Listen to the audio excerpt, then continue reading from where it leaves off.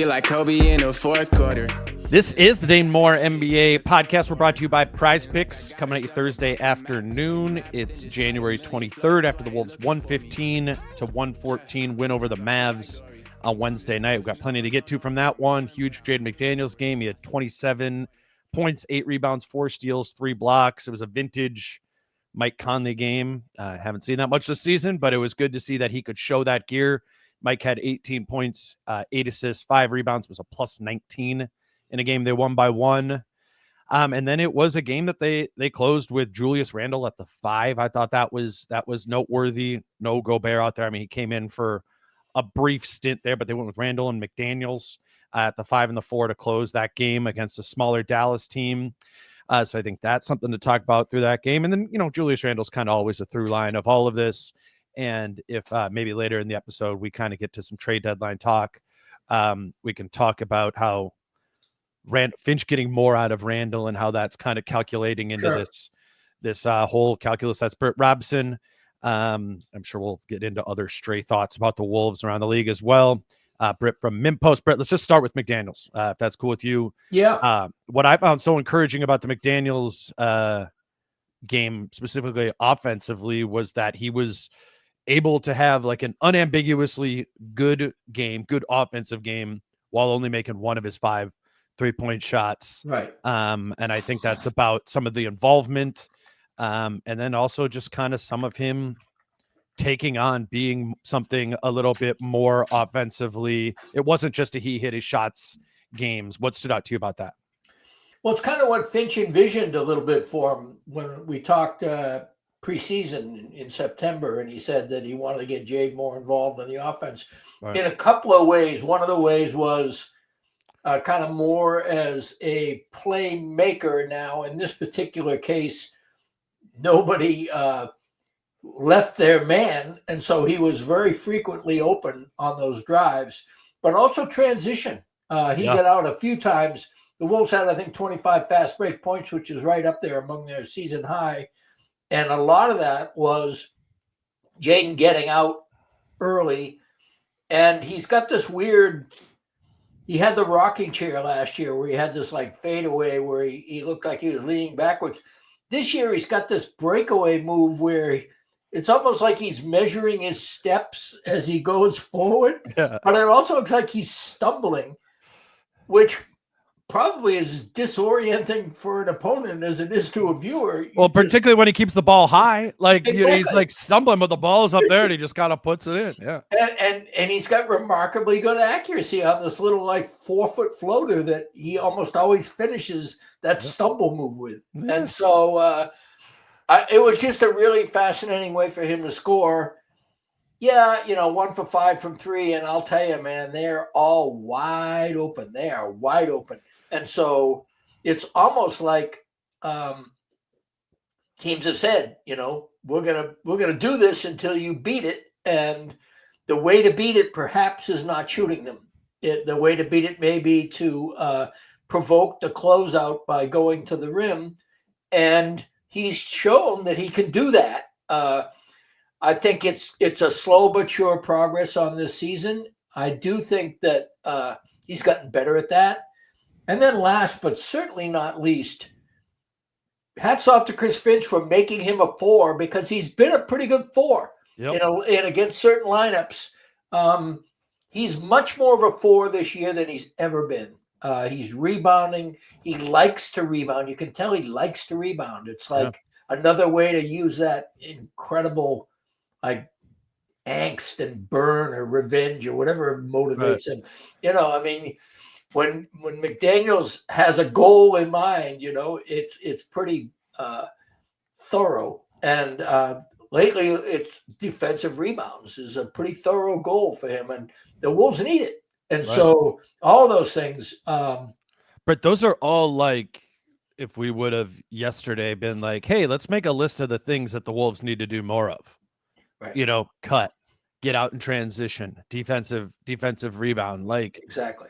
I have no reason to like have ever been like, I think Jaden McDaniels is a low basketball IQ player, but I never would have really been like, oh yeah, like he's super sharp. He's sees the game like in the way that you would laud like Mike Conley or something like that. I've never done that with Jaden McDaniels, but I do think he is like one of those guys who's consistently over his career kind of been like, hey, we need more of this. And he does it. I don't know whether that's like his position coach being like, hey, Jaden, X, Y, and Z, or him just taking some of that upon himself. Because, yeah, I mean, the transition stuff was the first thing that stood out to me last night in that game was just like the semi-transition, right? And and getting some of that stuff. Sorry, cut you off, but I want to talk about the four a little bit more. I was done anyway. Yeah. Well, okay. So to the four thing, like I think we talked about this last week, and we actually raised it about a month ago, and we both thought it was a good idea. I don't know if it was you or me, right?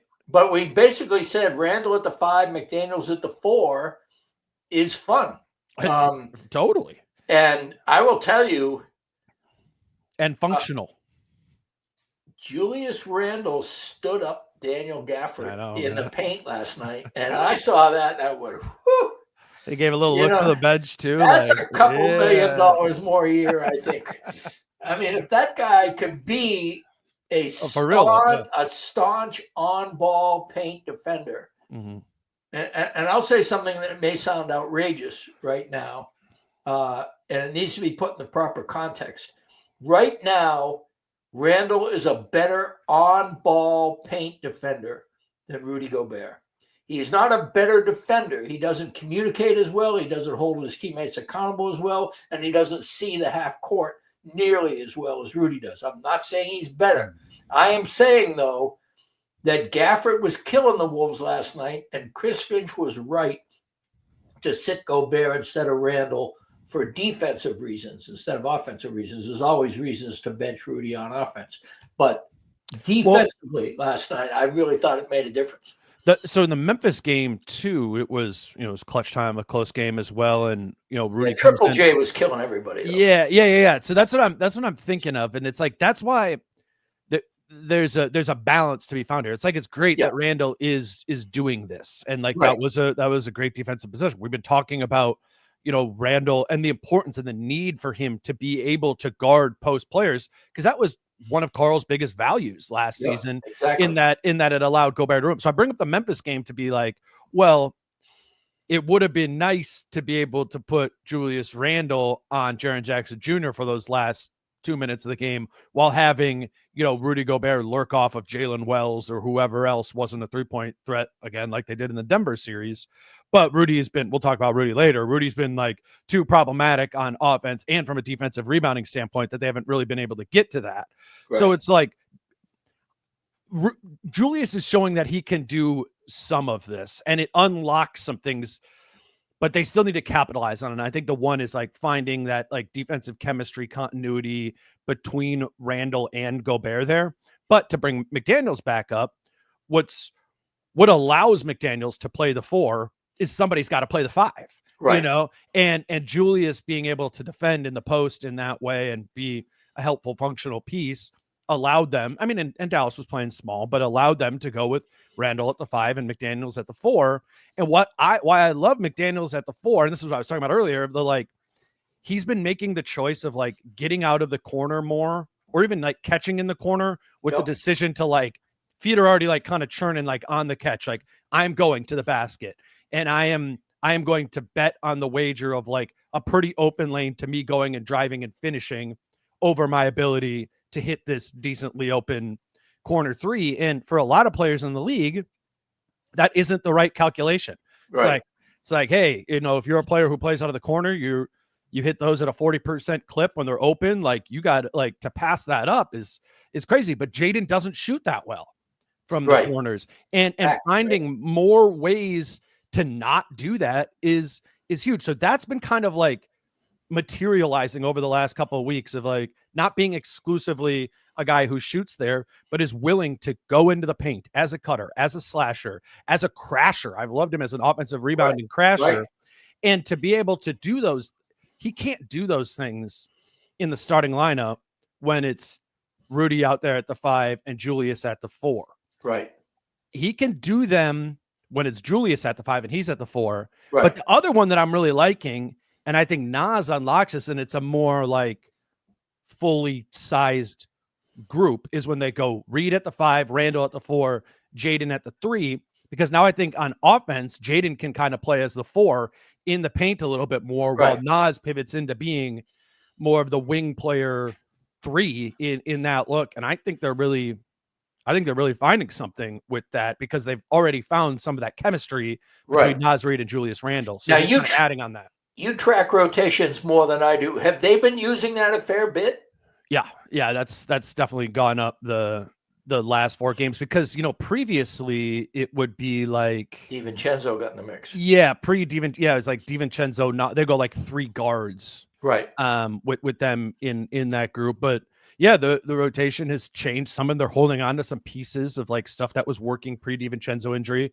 Again, the Reed Randle thing, which they've kind of found, and now plugging the McDaniels stuff in there. It's Wild Finch has left a lot to be desired coaching wise this season. I think in many ways, the like figuring out rotations outside of the starting group, he's done a good job of empowering guys. And Jaden at the 4, I think, and particularly in tandem with Nas, kind of flip-flopping forward positions with him, offense to defense.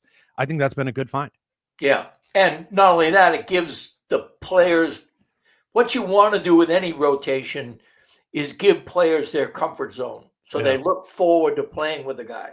And when you have Nas and Jaden without the bigger guy or with the bigger guy, I should say, where Nas is the 4 and Jaden is the 3, and you're able to also have a Randle out there. You've got maneuverability. I mean, obviously, let's face it, Gobert is not a maneuverable piece. He is a strong piece in a limited way. And so you use him according to his strengths. But that necessarily means that other players have to be stunting their skill sets to be the complement rather than the full flower of who they are sometimes. Now, obviously you can make it work. Cat made it work at the end there pretty well. I think that Nas has, after a season of adjustment, Nas and Gobert have a really good relationship in that respect. But I do agree with you that the ability because Nas and McDaniels, let's face it, in some ways, Nas is the more natural 3 and McDaniels is the more natural 4 anyway. Right. And they don't get to play that way except if they're in certain lineups. Right. And so there it is. And they both go, oh, okay, well, we can invert this. And, So that gets me, and we're going to talk about Randle trade deadline stuff later. And it's just the conceit of them doing a trade with Julius Randle where they're seeking addition by subtraction for this season, that I just can't see them doing that. Obviously that's you got to talk about the specific trade and the options and the assets and all this sort of stuff, but just simply some of those, just getting off of Randle for the sake of getting off of Randle. It's harder for me to see them doing that, even if I understand the cap benefits of that long term. Right. But I say that to couch the idea that, Julius Randle just might be moved. In 2 weeks. And I wanted and I wonder if this Jaden and what he's showcasing at the 4 to relate it, makes you feel better about the proposition of letting go of Randle in a capacity that makes sense. Otherwise, if that makes sense, does this version of Jaden, where I think are all in agreement that we're more comfortable with him playing the 4 than we would have said a month or 3 months ago. How does that impact the calculus of how you think about the future with Julius Randle? Well, see, I think it makes me feel better, not so much about Randle, because I assume if he's still on the team, he's a detriment long-term to this franchise. I just don't see any other way around it. But I do feel better about Finch for beginning to have his cake and eat it too, to have Randle be more effective, but also have a situation where there are Randle replacements that are also getting boosted. I mean, I'm not going to lie. After back-to-back games of Ingles in for Minot, and then Conley in for Dillingham. Both of those games were costs in the fourth quarter. I was as down on Finch as I've been in a while. Fortunately for everybody concerned, I wasn't writing a column that day or, doing a podcast. But I was ready. If the rotation shit the bed again, last night, I would have just said, got close. It would have been. Well, yeah, but it wasn't because of what Finch was doing. That's true. I mean, and in fact, he rescued it by not having Rudy in there in the last minutes and keeping Conley in there, because I love Dillingham's potential, but the guy is like Zach LaVine. He's loud in his skills, and he is stealthy in his flaws. Right. And so it's easy to overrate his current value. His potential is very obvious to everybody, I would think. He's really fast, he's confident, and yet he's not selfish. I mean, there's a lot of reasons to like him. But do I want him out there if the Wolves are really trying to win games and improve their seeding and et cetera, in the crunch time? I think the answer to that is situationally, because and I was about to say against Memphis, it kind of felt like it. At the same time, now I see, Mike Conley I'm still a Conley guy. I just thought he played badly against Memphis. And, Memphis is not a great team for him to play against. Ja and Bane are both horrible matchups for him. Right. Well, let's do a full Conley and Dillingham segment. Let me grab our first break here so we don't cut it up. Today's show is brought to you by our friends at Falling Knife Brewing Company, and obviously that's a place to go to watch all Wolves games. They should have it up on their screens and the sound on in the tap room. But additionally, every Wednesday and every Thursday, they do trivia. Wednesday nights at 7:30, they have Trivia Mafia. And then Thursdays, they do the Initials game, kind of made famous by K-Fan. That's also at 7:30 there. I just want you to know that there's always, stuff going on at Falling Knife. They have promotions going on this month as well for those people who do not do or are not drinking alcohol, doing dry January. They have high January going on where they're doing $1 off THC drinks in the tap room or $4 off to go 4-packs. Just a lot going on there at Falling Knife. And I also want to let you all know, we're going to remind you about this over the coming month, but Britt and I will be at Falling Knife Brewing Company doing a live show the last day of All-Star break. That's February 20th. Live show will be at 7 p.m. We'll be there at 6 to do kind of a happy hour and hang out an hour before, an hour afterwards. But that's our friends at Falling Knife Brewing Company. Keep them on your radar and mark down February 20th on your calendar for a live show at Falling Knife Brewing Company. We're also brought to you by Prize Picks, and I have two to look at today. One, I was just noting, they have this free square on Jaden Daniels. So 1 passing yard. If he gets 1 passing yard this weekend, you win that square. So I was looking at some NBA games tonight for one that I really like. Russell Westbrook. I'm going to watch the Nuggets-Kings game. Russell Westbrook to have more than 24.5 points plus rebounds plus assists. I like that.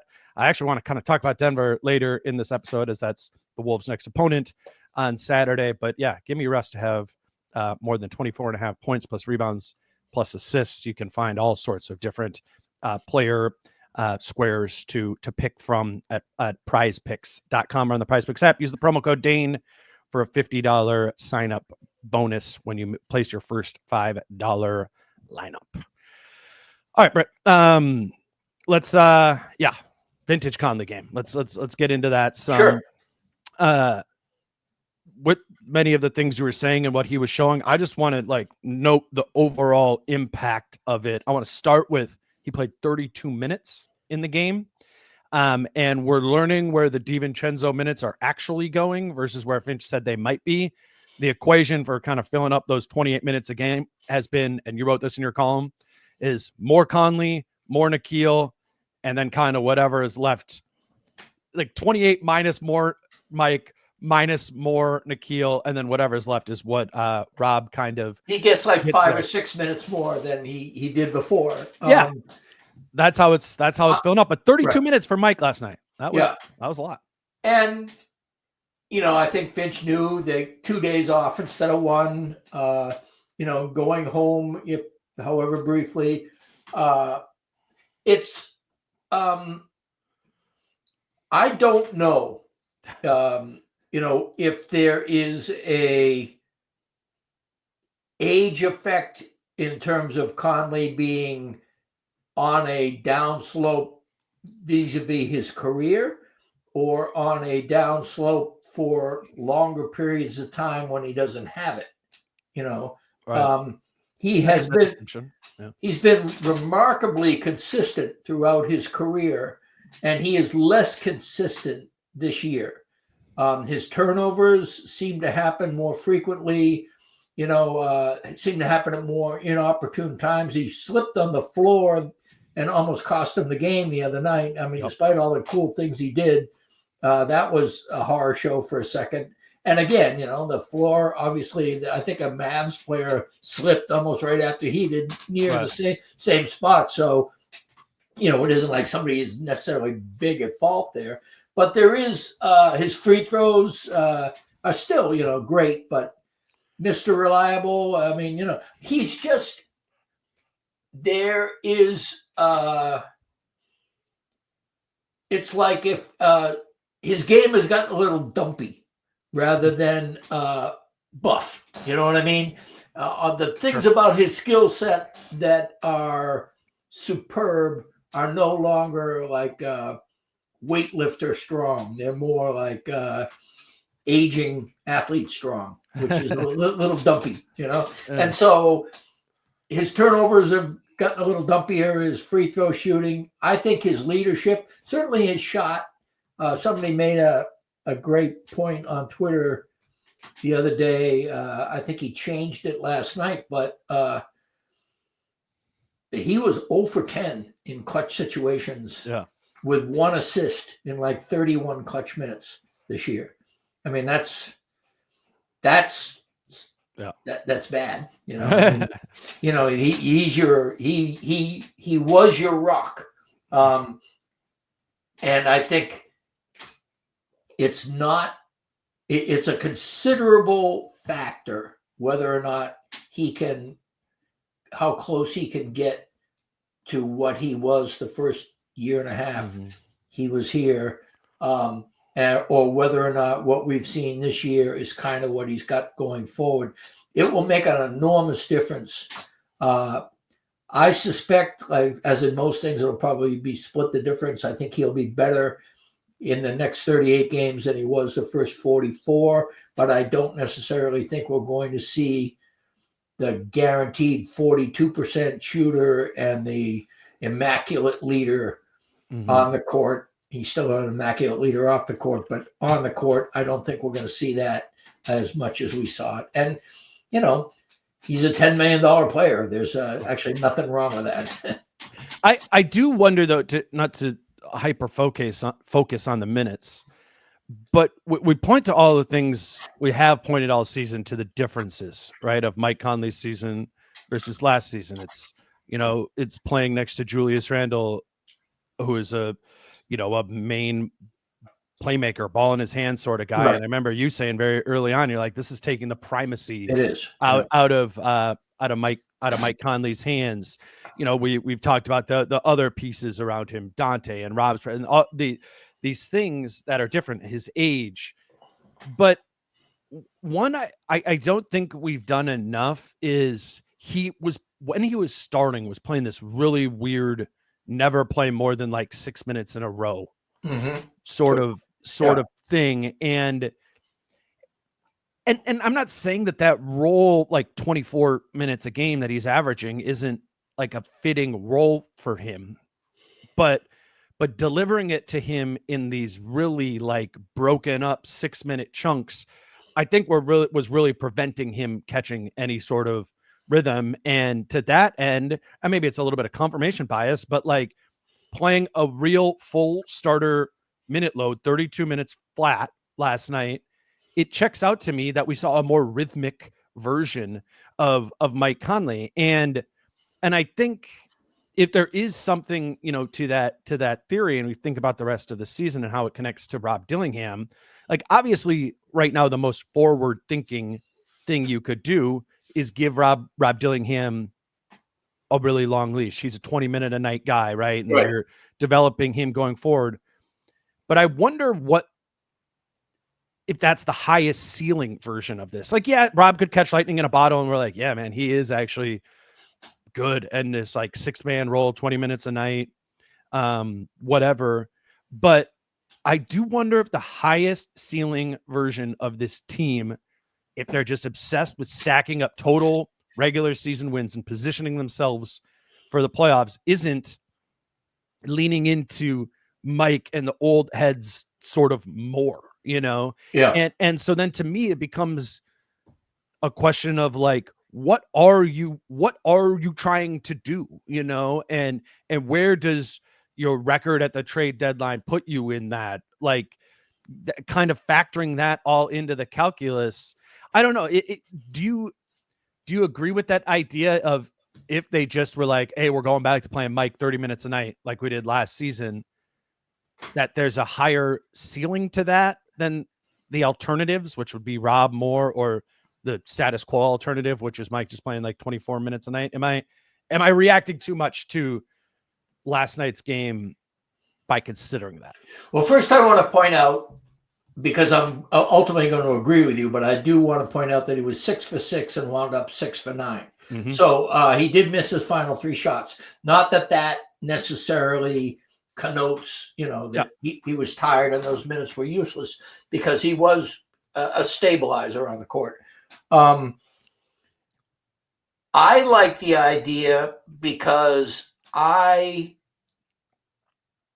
just flat out say, this team is not going to go to the Western Conference Finals. They're just not. They're not good enough. And they are far more on a par with the team 2 years ago. They're much more reminiscent of the team 2 years ago, as I wrote in the column today. And there is a difference between a suffocating defense and a lights out clutch shooter, and 3 or 4 games where your ant is heaving over double teams and they're losing. That is an enormous gap. And those are the gaps that look small but are actually very large. And that's how you lose playoff games. Yeah, well, it's how they are losing clutch time games now. Exactly. And if there's a simile there. Yeah. So the point being, it's my very roundabout way of saying, let's play Conley 30 minutes and let's have him take a 9 off and throw Dillingham out there for 24 and bring in Knopf for 24 and have Ant do a little bit more of the point guard duties alongside Dillingham, but give him some long burn.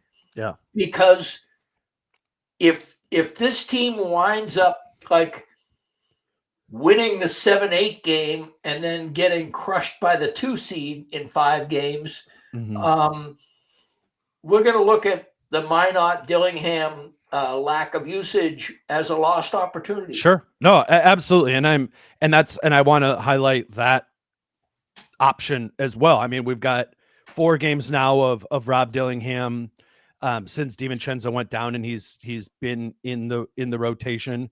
I think it was 14 minutes the first game, 18 the next 2 games, and then I think he only played 9. 8 or 9 last night. Overall in the 4 games is 14 minutes per game, 9 points per game, 2 assists per game, 1 rebound. He's 9 of 15 from 2, which is an encouraging number there. And then he's made 6 of his 12 3-point shots. I mean, Dillingham has been playing well, within this role, even if last night especially felt a little bit too limited. Just in those 4 games, obviously really small sample size. Best net ratings on the team since DiVincenzo got hurt. Mike Conley plus 9, plus 9.0, largely influenced by last night, almost probably exclusively by last night. Right. Jaden McDaniels plus 5.6. Rob Dillingham plus 4.7. The Dillingham one was largely influenced, I would assume, by that Knicks game. Julius Randle plus 4.0, and then Ant plus 1.5. Everyone else in those 4 games, Gobert, Nas, Nikhil, are all negatives there. Dillingham has been fitting and working and earned a role, like this eighth man role for sure. I think that isn't to say there shouldn't be frustration with him being getting very limited minutes last night. But he's doing well within this role, and my only critique would be like, just give him a real stretch in the second half too, because we've seen this so mine times with Dillingham and Minot, where it's like, all right, they get a run in the first half, and then maybe they don't play at all in the second half, or play for 90 seconds and get hooked in the second half there. I think there's a world where you can maybe lean into some of this Conley theory while also giving Rob a minute load that I think everybody would be cool with, which is like 14 minimum a night, or 2 6s, like 12. I think that's my only thing I'd like to see with that I would question or critique with the rotations there, just to commit to him, because he is the eighth guy. Like, it's not, and he is a legit ninth guy when DDV comes back. Yeah, well, but then it's like the minute. I mean, yeah, he moves down, but then you add in 28 more DiVincenzo minutes, and now we're subtracting 6 from Mike again, or 6. And that's okay. That's okay. I mean, I don't think it's necessarily has to be 6. I would. I actually think if you cut Ant's minutes some, he might play with more focus and energy. Could be. Or at least you tell him, look, one of the reasons you're getting benched for a little longer is so that you don't have to rest on the court anymore. Right. I mean, make it that message, because he rests, and whether or not he rests because he's tired or because he doesn't feel like playing, that's a great way to basically say, hey, we're going to cut your minutes because you're not doing that.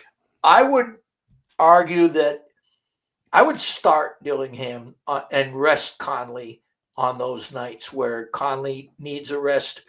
Like on a back-to-back, just say Conley is resting. You choose depending on opponent matchup, because Finch is very, very particular about who he's matching Dillingham up with usually. And it's pretty obvious, like Denver and Westbrook. Come on. That would just be, that'd be unfair. Like last night, he played him with against Brandon Williams, who's like 5'11" and on a two-way for the Mavs. Yeah. Right. And so, on the other hand, I think there are a couple of times when you need to throw him in the pool, just to throw him in the pool. Yeah. I mean, I harken back to the fact that they're 23 and 21.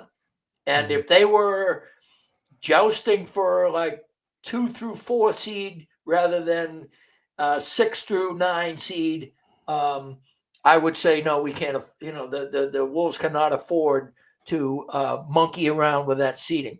But I think that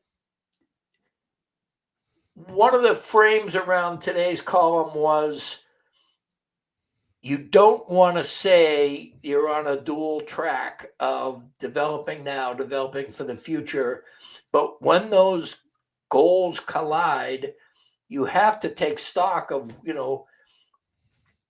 are you dealing with Randle's trade value? Are you dealing with the player options that are coming up? Are you dealing with Conley's age? Are you dealing with Dillingham and Minot's quicker development? I mean, all these things are legitimate things to be factored into a rotation, even when you have an extremely high payroll and you're expected to host a playoff series. That doesn't necessarily mean that the smartest thing to do here at the end of January is to continue to assume that you really belong at the big boy table, as Conley puts it, the Final Four, because they don't.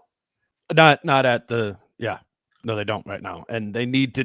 So they need to do things to find things to put themselves back at the table, or if get not out of this it year, and come next back. year. Exactly. Let's talk about Gobert a little bit. And I want to do this by just going to start in a weird place by the trade, the Phoenix trade with Utah, where Phoenix traded their 2031 unprotected first round pick for basically the 3 Wolves picks that the Wolves still owe the Jazz. And those came from from the Gobert trade, right? And if I have up on the screen here, like what the Wolves traded in that deal was unprotected first round picks in 23, 25, 27, top 5 protected in 2029, and 2026 pick swap plus Walker Kessler. Those were the assets that were going out. Right. So 3 of those firsts were just traded for the 2031 Phoenix unprotected, Phoenix pick there, which, some people are referring to as and I think understandably so, most valuable asset you can have out there, because you kind of know that the Suns is going to be 2031 is probably not going to be a great year in Arizona. But it's just like a reminder of the investment that they made in Rudy Gobert. Basically, half of the asset that they gave up for Rudy Gobert has been traded for this 2031, Phoenix pick there, which again, I say that as a reminder of like, this team is so, so heavily invested in Rudy Gobert, plus he signs the extension. So you're literally committed to him for the long haul. Because he signed an extension, he can't be traded for a year. So that's not even a worthwhile path to be talking about or considering or thinking about right now or anytime soon. And I'm as frustrated as anybody by the lack of rebounding, the dysfunctional offense from Gobert, and just being like, this dude isn't helping right now. But also remembering the commitment that they've made to him, and that they kind of need him. They do need him to be, to be Rudy Gobert. And I was thinking about it last night. It's like last season, he made 30% of the salary cap and was worth every single penny of it, right? Number 1 defense, go to the Western Conference Finals. He wins Defensive Player of the Year. Well, next season, he's 21% of the cap. Right. So like there is like baked in regression into his contract going forward. So even if we want to make the case that he has regressed some, which is probably fair to say, everything that hasn't been regression, they do need to get back, and have it fully form like it did a season ago with Gobert. I mean, that's just feeling easier said than done right now, because his fit within this group is wonkier and makes him harder to, click into that gear. Right. And then now it feels sometimes like they're forcing it, like they did by putting him in with a minute and a half last night. And then he gives up 2 offensive rebounds on that possession. So I'm frustrated with Gobert's play, and I think they should be. I get it. But you also you can't just let him lose his primacy here. Right. I think that could be very costly as well. I really am reluctant to do this, but I just try to be as honest as I can and speak off the top of my head.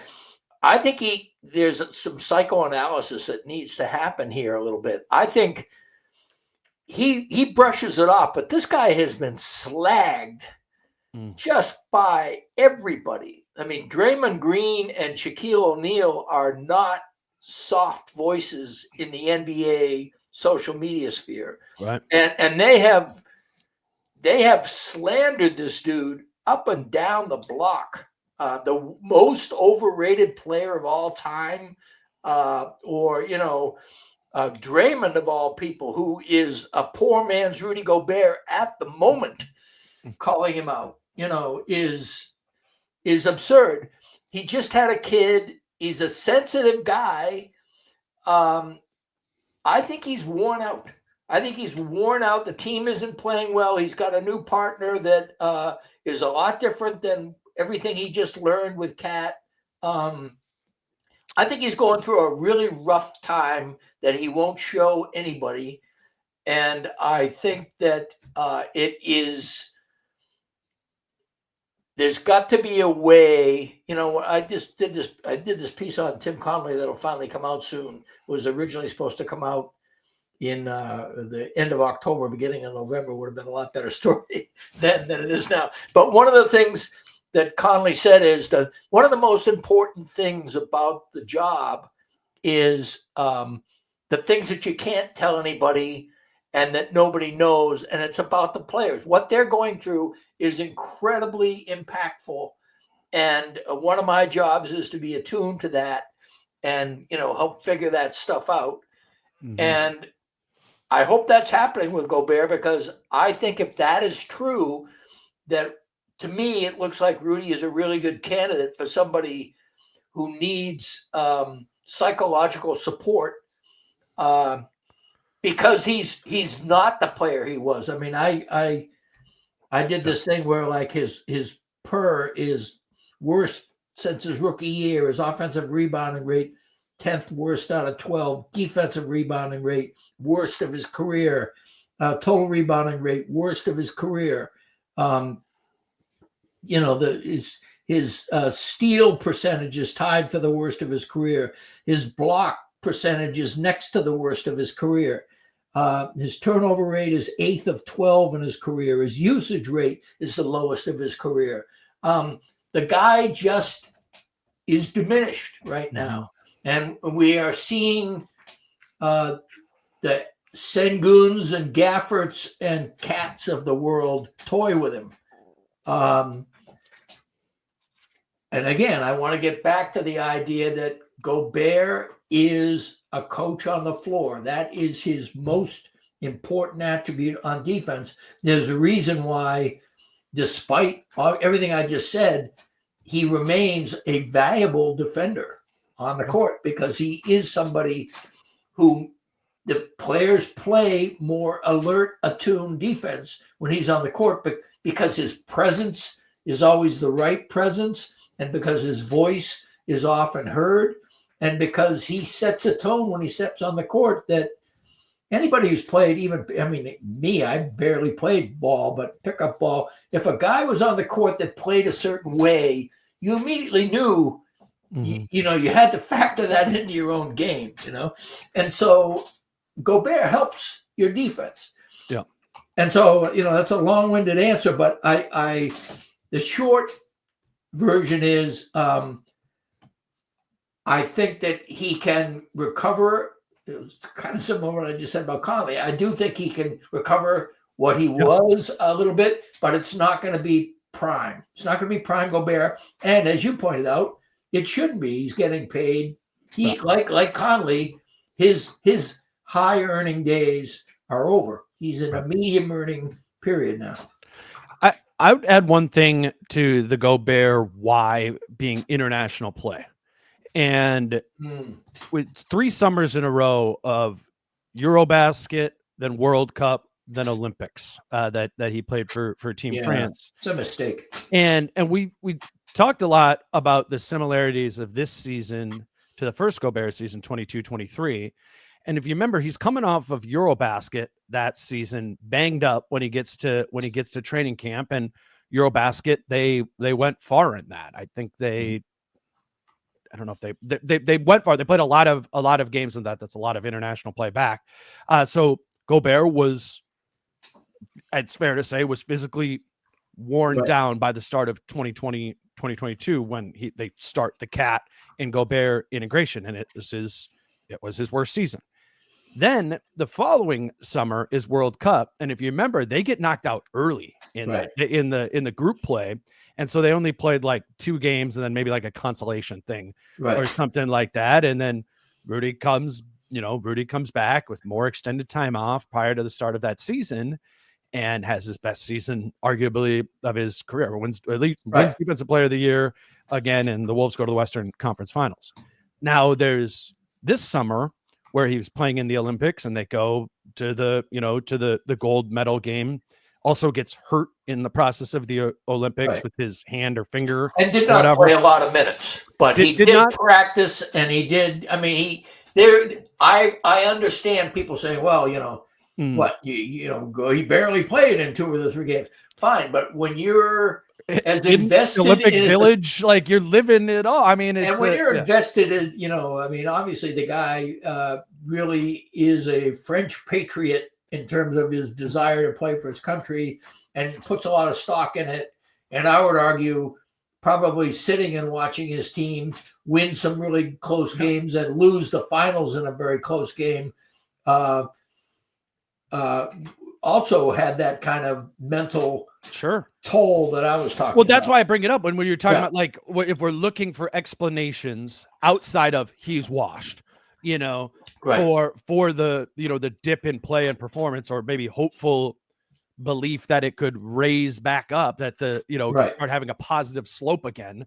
I think that would be what I would be looking at is, what, like, how worn down are you? And if we just look at the last 6 months of his life, from when was the Denver series? Was that early May, right? Like, where, in the middle of it, he leaves to go have his kid, and it goes on to be a universally accepted, exhausting playoff run of the Wolves going 7 against Denver and Dallas, and they ran out of gas, only to, I don't know, when did training camp for Team France start after the Wolves were eliminated? Couldn't have been too much longer. Right? Yeah, that long after it. So I don't know. I mean, these are us making excuses, and really it's me trying to find reasons that it could come back up, because I think it has to come back up. You literally can't trade Rudy Gobert at the deadline.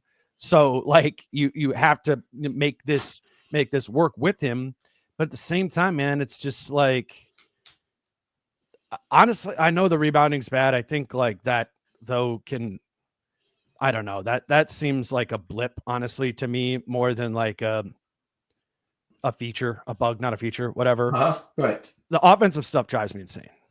Me. It's such a, I don't know if it's the sheer volume of it now over 3 years, but the middle of the floor touches with an inability to do anything with it is nuts to me, or the catches underneath the basket, and you have a player on him that you can't just dunk on, that he can't go like left shoulder, right hook, or right shoulder, left hook. He doesn't have that. No. And I've brought this up multiple times this week, but that's the stuff that, how has that not been developed at like that? And it's just getting in the way. The Jaren Jackson Jr. play we're talking about in the Memphis game, like Rudy makes that bad turnover because he catches it 7 feet from the basket. It's like, what am I going to do? Turnover. Okay, it's a timeout.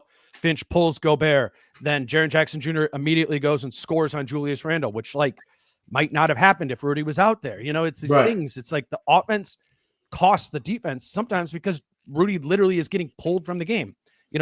Same thing last night. I know the rebounding has to get better. I think that's maybe an exhaustion or a mental thing. He looks nervous when shots go up. But you want to talk about Western Conference Finals? It's the same thing I was saying in the Western Conference Finals last season. This dude needs to be able to do something when the ball winds up in his hands in the middle of the floor, as it will in the playoffs when they go, we are putting 2 on Ant, and we are staying home on shooters. That was the whole Denver thing. It's how Rudy made that crazy dream shake shot, because it was like, I'm here, like he's got to be able to do something there, or this team has such a ceiling offensively that then has a cost on the defensive side of the floor. Well, another interesting stat, because I was looking at Gobert stuff, obviously, and if he had had a terrible game, this particular column wasn't a time for a Gobert / column, but his percentage of dunks is the highest percentage of his field goal attempts in his career, which I find very interesting, because what that means is he doesn't get up shots when he gets the ball away from the dunks. And that is what I've seen this year. I think we laughed about the fact that, Slow-Mo had to show him the ball in order for him to catch it. I don't think it's his eyes anymore. I think it's his like appendage coordination. I think he maybe, again, this could be just wanting to do too much. Gobert just seems like the kind of guy who would overdo the desire to do something and not have, the kind of guy who basically burns the engine inefficiently. And I think he also gets his shot blocked a lot more this year than he has the previous 2 years he's been on the Wolves. So all this is to say that it's kind of like Jaden in the corner, don't do something that isn't working. you know, and if you want to roll the lob, the alley-oop lob, there are, the players actually have gotten a little bit better at that, but stop hitting him just inside the foul line with a pass. Because pretty soon, I will tell you, if I'm a scout right now, I'm saying if Gobert gets the ball within 10 feet of the rim, but not inside that, look to the kickouts, because he will spin and kick it out guaranteed. And that's a on my way to the basket turnover. That's 2 points the other way. Going the other way, yeah. Yep. And that is so predictable now. And not only that, but it's mechanical, so it's not fast. It's telegraphed. Long story short, they need to change his habits, and they need to change the schemes. I know Finch, from day one he's been here, has really liked the idea, the concept anyway, of working an offense through Gobert. And I know there have been stats that when Rudy gets X amount of points, it's kind of like the thing Finch said the other night about they're like 16-1 when Conley's a positive. Well, that's because if Conley's a positive, man, that's a real unexpected boom. So of course it's going to be a good record. It isn't like he drives it. It's like the train is longer because he's the caboose, not the engine, Let me grab another break here. We'll keep going. Today's show is brought to you by Adriana Lonick at Coldwell Banker Realty, and maybe part of 2025 for you is buying your first home or buying a new home. And to do that, you got to get the ball rolling. You got to start the process. And we would love it if you considered starting that process with Adriana. You can do that by going to the dancingrealtor.com. It's in the show notes. Or you can call or text her at 715-304-9920. She's licensed in both Minnesota and Wisconsin. And if you do sign up for one of those free consultation sessions with Adriana, you'll be entered to win some free lower level Wolves tickets. Mention this podcast, and Adriana will hook you up in that drawing there. Seriously, it starts with a realtor if you are buying or selling our home. And we would love it if you did that through Adriana at thedancingrealtor.com or by calling or texting her at 715-304-9920. And then today's show is also brought to you by Your Home Improvement Company. If you already do have a home and you have one of those household improvements that you need to make, we'd love it if you contacted our friends at Your Home Improvement Company. You can go do that by going to yourhomeimprovementco.com. They have a 50% off windows deal when you buy a minimum of 4 windows right now. It's 0 interest, 0 down, 0 payments until 2026 on those windows. Also 30% off bathroom renovations, whether that's a simple tub to shower conversion or a full-on bathroom renovation. You can get that remodel done for 30% off. That is their promotion. Again, 0 down, 0 interest, 0 payments until 2026. Contact Your Home Improvement Company. Steve Little, who owns Your Home Improvement Company, is a staple courtside at Wolves games, and we're glad to have him be a sponsor of our show. Contact Your Home Improvement Company by calling 866-777-YHIC or go to yourhomeimprovementco.com. Your Home Improvement Company, where it's your home made better. Couple other random things, Britt. Sure. Just because the trade deadline is approaching, and it's 2 weeks away from today, and so by the next time we do an episode, we're gonna be real close there. And it's the number one Timberwolves related text I get from friends. This Randle trade or that Randle trade. Yeah. And I get it. I'm not ripping on it. It is the intrigue, it seems, to a lot of the fans, but there's also an element that's going on where there is a greater buy-in from Julius Randle. His production, when we look at numbers, some of the catch-all metrics that we trust, he has a higher estimated plus minus than Ant this season. That is sometimes, some of those lists of overall, advanced production stuff are Right. imperfect. EPM, man, like that's my favorite, where when you just do the list and you look of it, like going down, there's very few like, wait, what is this guy doing up there? And Julius Randle is 88th percentile. Anthony Edwards is 87th percentile. And if you look at the eye test, I mean, look, I wrote a real positive column on Randle his first like 10 days.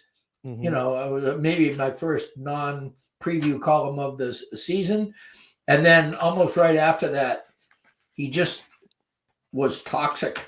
Yeah. In many ways. For about a month and a half, it felt like. It probably wasn't that long. It just felt that way. But and Finch stuck by him. And again, I want to give Finch credit for he didn't listen when people were saying Cat and Gobert will never work.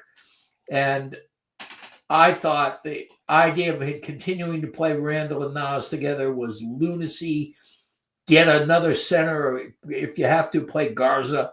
That is one of the best combinations on the team right now, Randle and Nas.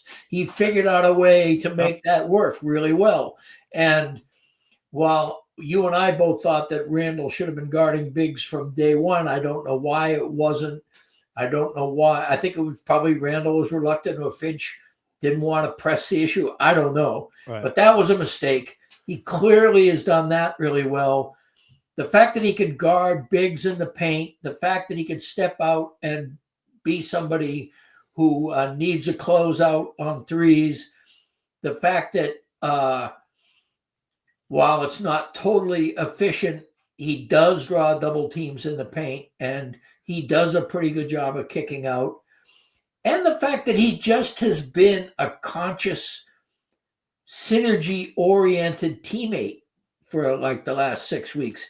He's smart enough to know that whether it's the willingness to take the extension on by the Wolves or the free agent market that he's entering into, that his value will be improved as much by wins and losses and his prominence by people who know the game, guys in the front office, will know when he's doing the little things as well as the big things.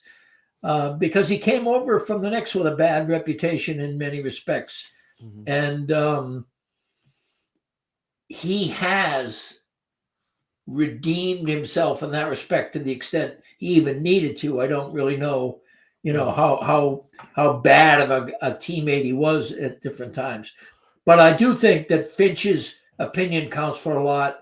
And I do think it's not like Jeff Teague, which is the obvious comp. Teague took over for Rubio and really resented it and didn't mind letting people know about it. And Randle took over for Cat and, has gotten kind of the same blowback. And it's just kind of, just wrote it and just, kept going with it. There is a lot to like about Randle thus far this season. I maintain that he remains an awkward fit for this team.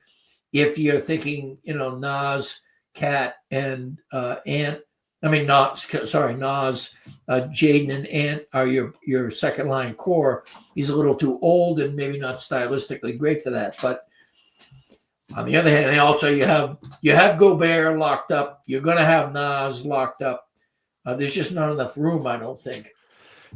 So I get that. I go back to, again, like what these trade offers are, and exactly. Or the rumored ones are ones that people just send you, and they're doing the thing where it's not like naively sending something where they're getting a player back who's better than Julius Randle, and they aren't those trades that you would go, okay, why would the other team do it? Right. To me, it's some of these trades where it is for expiring salary. It's like Chris Boucher and like filler, to bring back. So you get Chris Boucher who's expiring, but you also have his bird rights. So maybe you could like sign him, to his next deal without needing to have cap space or whatever, or an exception to be able to do that. Robert Williams and filler or whatever from Toronto.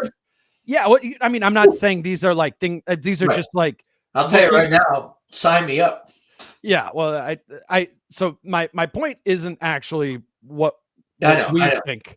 It's why does Portland want Julius Randle? No, it's why I don't think the Timberwolves want to to use like a video game analogy, trade like an 85 overall to take back a player who's a 76 overall. Mm-hmm. I don't know about you, and obviously they keep everything, really tight to the vest now, but just from particularly the way that Finch has operated and believed in Randle, it's hard for me to see them pulling the trigger on a deal where it's like Randle for expiring contracts, even though that opens up the door to being able to bring back Nas at his rate next summer, bring back Nikhil at his rate next summer, use a player with the mid-level exception maybe and stay under that first apron because you're hard capped if you use the mid-level. Sure. But like there's I think they get that alternative path of like, we got to keep all our guys if we find a way to dodge this Julius Randle player option conundrum.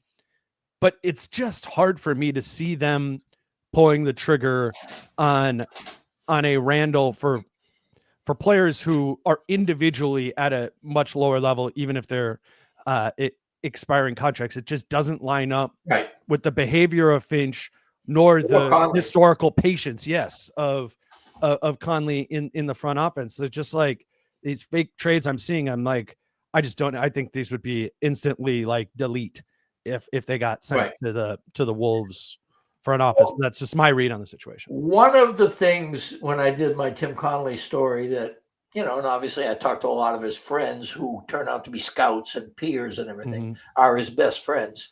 But they all mention that this guy is just one of the most connected people in the NBA. He knows what every organization, he gossips with every organization about what they think, what they need, how they need it.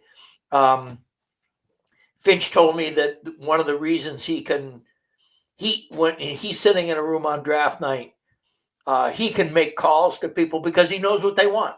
That there's no chatter about, what do they want? He knows what they want, and also that his word is good. So that if he says, I'll give you this for this, you can put together a last-minute deal, on the clock. And if that's true of the draft, I got to think it's also going to be true of trade deadline stuff.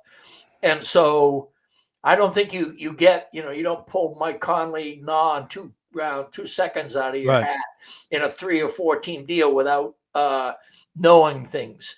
And so right now you got Jimmy Butler in the air. You got Chris Middleton. Who knows whether that's a name that is viable in terms of the Bucks? Sure. You don't know anything. I'm famous for saying people don't know jack shit when they talk about this stuff, and I don't either.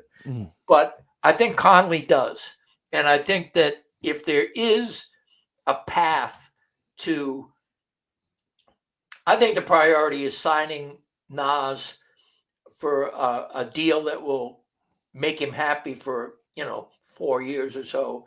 And I also think that a secondary priority, but a pretty high priority, is getting decent value for Randle as a result of that. I think if it comes down to, we know that if Randle re-ups here, we are going to lose Nas, and it's looking like that's what's going to happen. I think they would then take less value.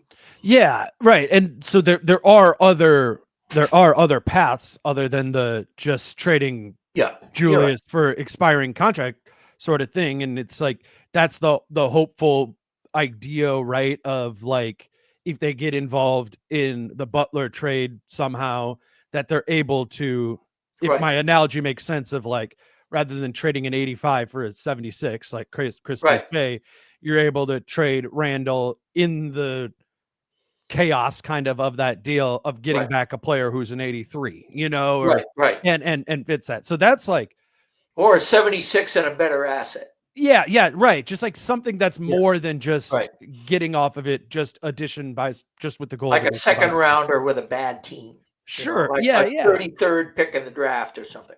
Yeah, and I think if this some sort of big Butler trade unfolds, it is going to require players like Zach LaVine or Julius Randle to be involved to get some of this money to work, particularly in this CBA environment. There's also the third path to go with Randle, which is attaching that first round pick from Detroit to Julius and seeing what his what his market value is there. And then maybe in that case, you're trading an 85 for even better than an 85, or an 85 that fits better. It is a better contract situation there going forward. I certainly see doors 2 and 3. I just wanted to have the conversation with you about door 1, which is just dumping to dump, Right. Even though it opens that up for Nas, and now you can go spend however you want. That is the only scenario. That is the only scenario I see. I think if Conley does his deep dive due diligence all the way in with a lot of different knowledge and comes to the conclusion it's going to be very hard not to be without Julius Randle at $31 million in October of 2025, I think they will move in a manner that is anathema to them usually and dump. But otherwise, I think, and let's face it, Finch has coached him up. He coached D'Lo up, and Randle has cooperated to an extraordinary degree. One of the things I would be interested to know is, I would suspect that Randle, like Rudy, wouldn't mind less if it's extended out. Yeah. That may be a path, but you need to find out. Teams would need to find out. First, Conley and Finch would need to find out if they don't know already, and they probably do. And then other teams would need to know, well, okay, am I getting this guy because he's going to be part of my roster? Or am I getting this guy because I can give up, like, say, $28 million and I know he's going to declare for free agency? That could be a very valuable thing for some teams. It's also interesting just from the Randle standpoint. Take the Wolves out. Me and you are Julius's agent, right? And I'm curious what he or they want this next chapter to look like, because the extension option you're talking about, at least in comparing it to Rudy, would be turning down the $31 million player option for next season, so as to lower that down to like a 3 for 60 or something. Yeah, or 75, 24, 26, 27, maybe for over the course of that time. I wonder, and maybe the answer is just as simple as he needs to know what his market is. I just wonder if it is 360 or 375, that's probably close to what his market value is that he'd be able to go get elsewhere. So what does Julius Randle actually feel about being here and committing to a future? Because he's been problematic, but he has also been the slagging he's received has not actually mirrored the production, even if the fit is wonky and all of those sort of things. I have no idea, but I'm curious where he's even at in his head. I mean, I thought about that path where he extends 3 for 60 here, and you lose Nah, and you may have to lose another thing. The 60's too low.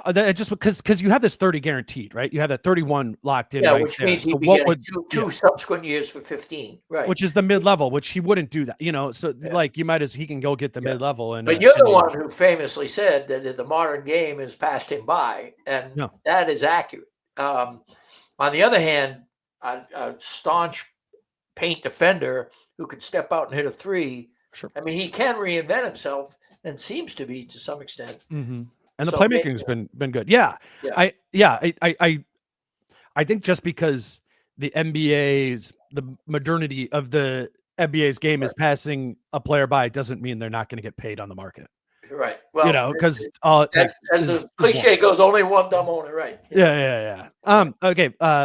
Last thing, I want to just talk about the Denver matchup quickly. Have you had the chance to watch Denver much recently? Yeah. I mean, not a lot, but what I've done, I haven't watched a full game start to finish, but I surf them.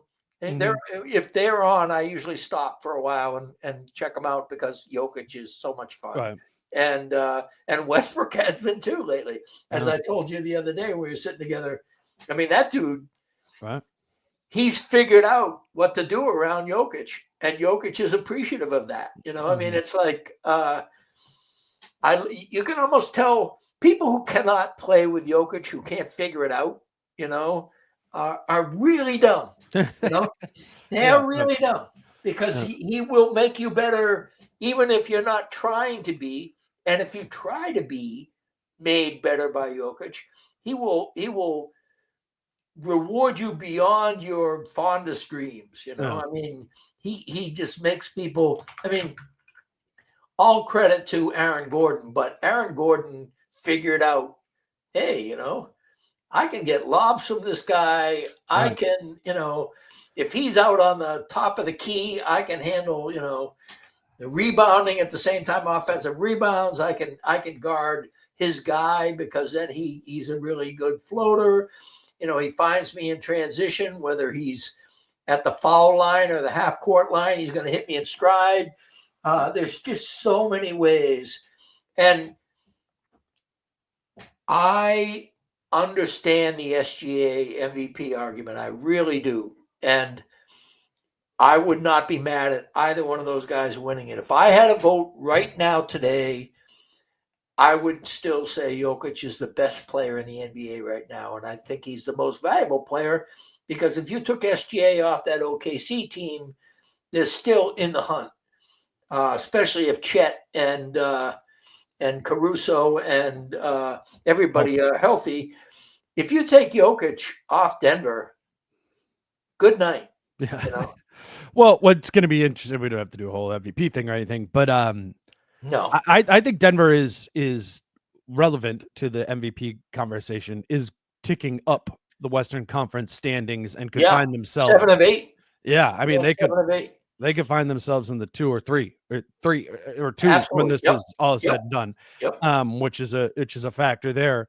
But I just a couple things again with the Wolves playing them next game on Saturday. Like, they have reconfigured themselves in a way when when we're talking about when we did this, talking about a Denver game coming up back in the fall.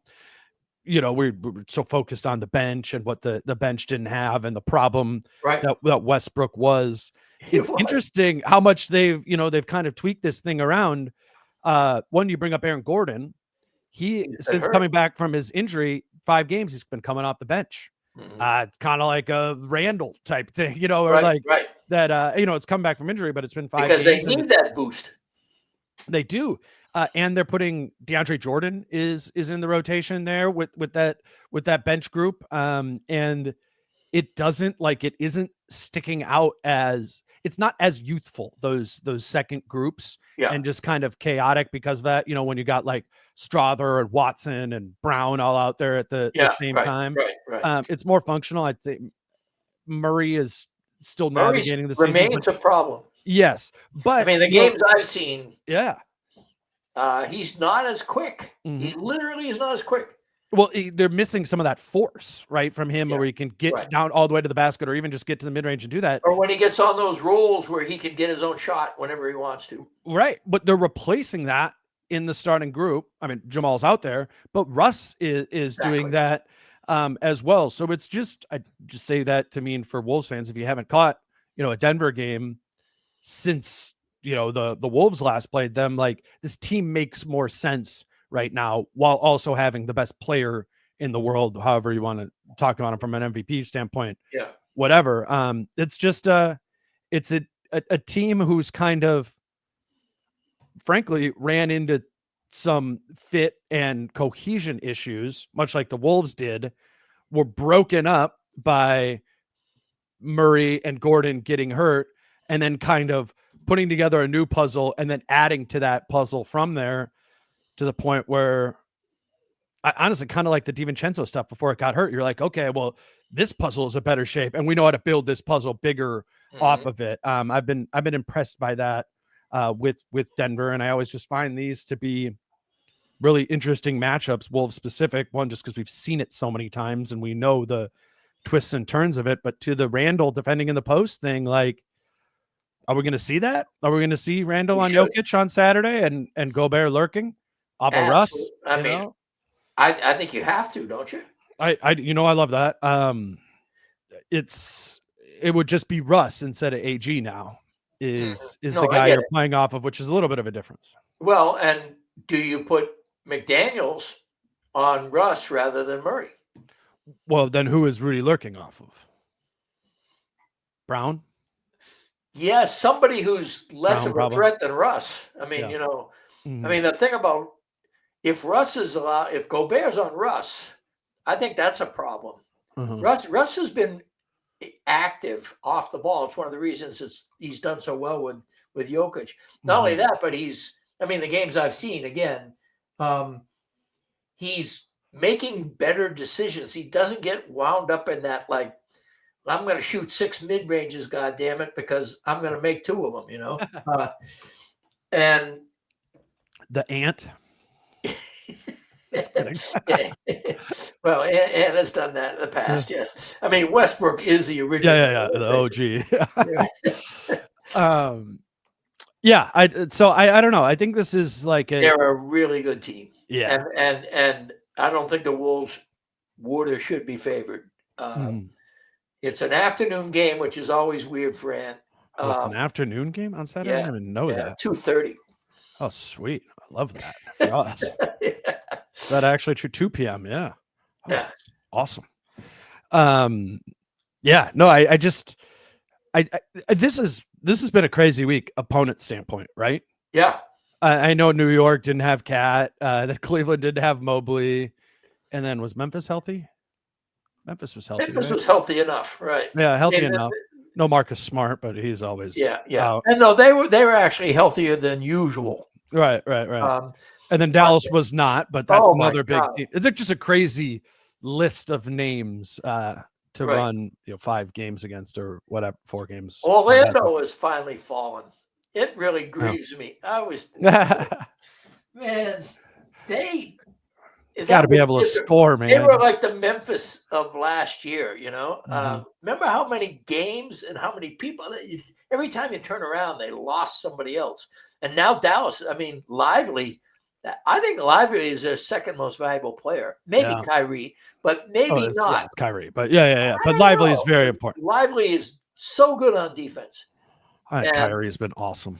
Yeah, he has been, but he's less awesome when Luka's on the floor. There is a little bit of overlap there. Yeah. Whereas when Lively's on the floor, Gafford and Washington and all those guys get a lot better. And they often, he's in instead of Gafford. But both of those, that team, when it's fully healthy, would not have lost by 1 point the other night. Yeah, right. No, but it is like, I know the Wolves have the DiVincenzo injury, but they still are running pretty hot from an injury standpoint, and it's an opportunity to be able to win some games against teams that, when you looked at the schedule of the end of January, they're like, it's gonna be a rough, maybe be a rough stretch or whatever. So interested to see them against Denver on Saturday, but also just wanted to note that, like, I think Denver has a chance to really be back, have their primacy in the Western Conference and in that tier below the Thunder, but I'm putting them in the mix with the Houstons and Memphises up there as well. And to that end, would be an impressive and meaningful win for the Wolves to take advantage at home. Just say it's only been one meeting so far, right? They won it's like the 5th game of the year they won. Have they played them one other time? Yeah, I think so. Okay, if so, it's probably 1-1. But I do know that they beat them once early in that really thrilling game where Ant and Gobert were talking about Jokic's mind reading. Yeah. That was the 5th game of the season. I'm just kind of scrolling through here. It may be it for them. Yeah, no, that is it. Then they got Denver here, and then every time they'll play Denver, it'll be on national TV. That's the way national TV works. Whether or not you were good this year doesn't matter nearly as much as whether or not you were good last year. Right. And so, the Dallas games and the Memphis games. There are 3 games left with OKC. Those are brutal. But there's also, they haven't played Utah yet. Interesting. That's really nice. Yeah, that's coming up next week, certainly. Or I think it's either 3 or 4. And so that's the 3 they play against OKC and the 3 they play against Utah. That's like a coin flip for me. Right. They have about as much chance of losing to Utah as they have winning in OKC. It does lighten up here. I guess this is just turning into looking at the schedule talk. Denver, Denver at home, Atlanta at home, then a road back-to-back at Phoenix, at Utah, and then 5 at home against Washington, Sacramento, Chicago, Houston. That's the trade deadline day, and then Portland, all at home there. And then they get Houston and 2 with OKC right after the break. Right after the break, yeah, it's gonna be. And that's gonna be like, but on the other hand, like 5 of the 6 are home or something. Yeah, no, it's an opportunity, and they need to, kind of take advantage, like win some games, I guess, before they get to that point. We need to see whether or not they will not have this injury luck continue. I don't think. I mean, we just got through talking about kind of that Conley and Gobert are prone to wearing down and have worn down some. Mm-hmm. And, maybe it's not like a broken ankle, but if somebody is just toast every 4th game, hey, maybe load management. This is my argument for expanding the rotation. And I'm an admirer of Chris Finch, and I also get his logic. The standings are really tight, and he goes with the people he trusts. But I think he needs to widen his lens a little bit here and understand he's never been somebody who's at all empathetic to the idea that people need time off. But they do. And a lot is invested in Rudy Gobert. To our earlier conversation, figure out all the ways that you can optimize him, to strengthen him mentally, and also, not for nothing, strengthen this team's chances of avoiding the play-in. Mm-hmm. It'll be interesting, Britt, and we'll continue talking about it. We'll do at least one more episode before the deadline comes. But this is kind of last week, when Kyle and I did one, I was like, man, you just got to use these like 3 weeks to bet. And one player I brought up was Jaden. It's like, use some of these players in different ways, so you have an idea of what they can be in different configurations of this. If you do change it. And that's why we led with the McDaniels one. I think that is huge. And I don't know, we'll see if the Conley part ends up being like just kind of got hot and hit his 6 for 6. Was it an outlier, or was it a sign of something? Yeah, and I think there's there are. We talked about it, the minutes and all the Rob and all those sort of things. And then you got to get Rudy back some primacy, as annoying as his play has been recently on both sides of the floor, before we can get to this part of like, what is the Randle trade proposition? This is why this stuff does come down to February 6th, is you're gathering as much information as possible. And I think it's important for the Wolves to be able to do that, and to let the other teams kind of wither in their own sort of chaos, and maybe have a net out that allows you to catch a Mike Conley and Nickeil Alexander-Walker if they're flopping around out there at the deadline. He's Britt Robson. You can follow you can read his column at Min Post I'll be up on Friday morning, just kind of taking stock of the Wolves, where they are at this week. Britt, appreciate you doing it. Sure, my pleasure. Next up will be Kyle and I. We'll record tomorrow morning. We don't have a new game to talk about, but I'm sure we'll get into the deadline and some overarching thoughts about where this team is entering the final 10, 12 days or whatever it is prior to the deadline. Follow Britt on Twitter at Britt Robson, and read him over at Min Post. Until Friday with Kyle, he's Britt. I'm Dane. Peace out. How I'm feeling, man, I hope it never stop, yeah. Green and hot so you can find me in the crowd, yeah. Don't let standards